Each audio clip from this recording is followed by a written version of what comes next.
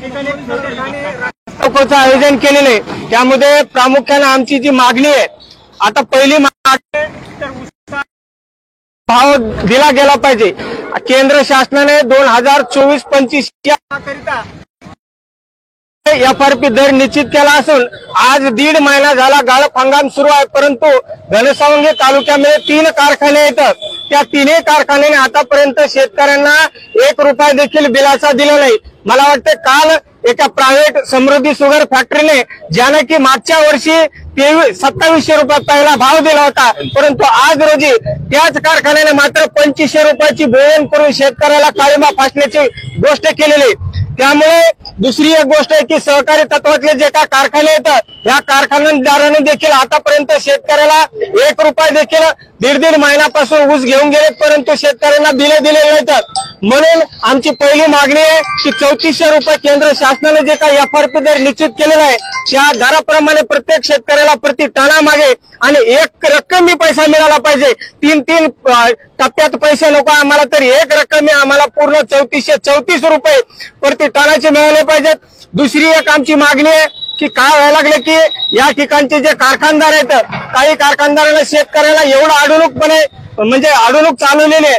आता समृद्धी sugar factory जी आहे त्यांनी काय केलं की कार्यक्षेत्राच्या बाहेरचा ऊस जवळपास 50% ऊस जो आहे कार्यक्षेत्राच्या बाहेरचा ऊस घेतात। मग या ठिकाणी तुमचा कारखाना नेमका कशासाठी आमच्या तालुक्यासाठी तुम्ही आणलेला आहे? तुम्हाला जर तालुक्यातील शेतकऱ्याचा ऊस नेणं होत नसेल तर आमच्या तालुक्यात तुमचा कारखाना देखील नको। आमची त्यामुळे मागणी आहे की कार्यक्षेत्राच्या बाहेर जे काय ऊस तुम्ही घेतात त्याच्यावरती पहिली बंदी आणावी। दुसरी जी आमची मागणी आहे की काय व्हायला लागले की या लोकांना, हे सगळे राजकारणी लोक आहेत, यांनाच शेतकऱ्यांनी मतदान केलं नाही, त्यामुळे यांनी काय केलंय की शेतकऱ्यांना ऊसाच्या टोळ्या देत नाहीत। आज जर पाहिलं आपण तर ज्या गावामध्ये मागच्या वर्षी 50 टोळ्या होत्या, त्या गावामध्ये स्थानिक आमदार पडल्यामुळे कदाचित 2 टोळ्या आणलेले आहेत आणि शेतकऱ्यांचे प्रचंडपणे त्यांनी हाल या ऊसापुढे चालवलेत। त्यांचं म्हणणं आहे की हार्वेस्टरद्वारे ऊस काढा। मग आता मागच्या वर्षी टोळ्या यांना मतदानासाठी घ्यायच्या होत्या, मतदानासाठी टोळ्या दिल्या आणि या वर्षी शेतकऱ्याला सांगतात की हार्वेस्टिंगने ऊस काढा। म्हणजे प्रत्यक्षपणे या ठिकाणी ऊस उत्पादक शेतकऱ्यांची यांनी लूट चालवलेली आहे। त्यानंतर आमची मागणी आहे की मागे 1 आणि 2 सप्टेंबरला जी अतिवृष्टी झाली, त्या अतिवृष्टीचं अनुदान आजपर्यंत तब्बल 3 महिने झालेले आहेत। अतिवृष्टी होऊन 4 महिने होत आले आहेत, आणखी देखील शेतकऱ्यांना अतिवृष्टी झालेली आहे। बाजूलाच अंबड तालुका आहे, अंबड तालुक्याच्या अतिवृष्टीचे कालच पैसे पडायला सुरुवात झालेली, परंतु घनसुंगी तालुक्यामध्ये आज देखील शेतकऱ्याच्या नुसत्या याद्यावर याद्या करणं चालू। त्यामुळे आमची ती एक मागणी आहे की पुढच्या 8 दिवसामध्ये या ठिकाणच्या घनसुंगी तालुक्यातील समान शेतकऱ्यांना अतिवृष्टीचा पैसा दिला जावा। दुसरी एक आमची मागणी आहे की आता कापसाची असेल, सोयाबीनची असेल, प्रचंडपणे अडवणूक या ठिकाणी चालू आहे, कारण की कापूस यावर्षी एकतर अतिवृष्टीमुळे खराब झालाय। दुसरी गोष्ट, बाजारपेठेमध्ये या ठिकाणी कुठेच बाजार समित्या नव्हत्या।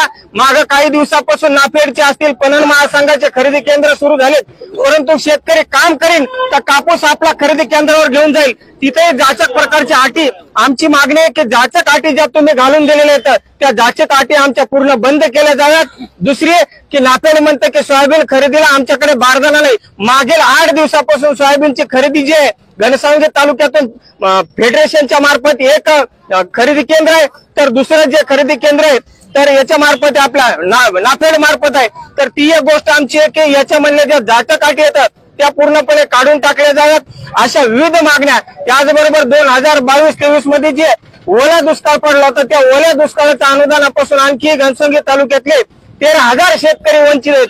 म्हणजे बघा, मागच्या 3 वर्षापासून आणखी सरकार अनुदान देत आहे आणि एक नवीन अनुदान डोक्यावरती आपल्या परत घोंगवणार आहे।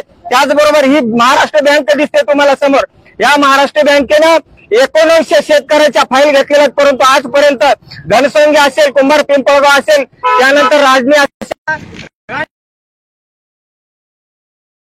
फाईल या महाराष्ट्र बँकेच्या 4 शाखेने घेतलेल्या आहेत, परंतु आजपर्यंत माहिती घेतली असता आम्हाला माहिती मिळाली एकही शेतकऱ्यांना पीक कर्जाचं आणखी त्यांनी वाटप केलेलं नाही। म्हणून आमची एक मागणी आहे की खरीपाचं पीक कर्ज वाटप त्वरित केलं जावं। दुसरं एक की रब्बी सीझनसाठी देखील तुम्ही पीक कर्जाची वाटप करावी।